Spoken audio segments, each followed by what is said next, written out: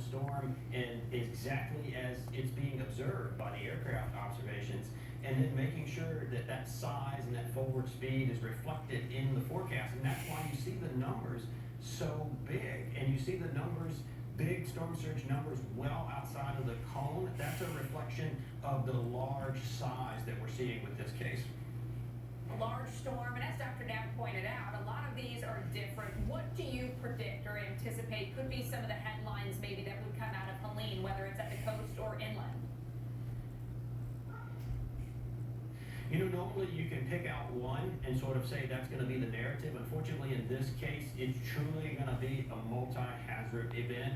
You know, first and foremost, the storm surge is going to be incredibly powerful and, you know, a wide swath along the Florida west coast. The winds, especially hurricane force winds, are going to extend well inland into southern Georgia. And then unfortunately, to add insult to injury, it's now looking like a significant inland flood threat is starting to materialize, and I think that's the one we're really going to have to hammer home in the last 24 hours.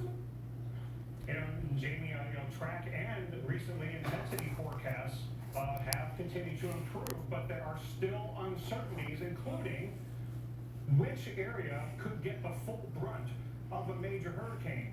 And, how can we convince people who maybe haven't gotten the worst of a hurricane and been, had some close calls recently, got to take this one seriously in case you're the one who gets the worst?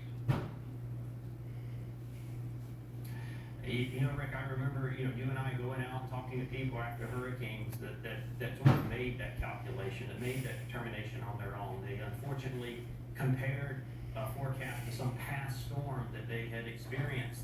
And the number one thing they always told us when we were in the field talking to people is, I'll never do that again. Well, don't be that person this time. Listen to the forecast, listen to the local officials, the local emergency managers, and follow their instructions.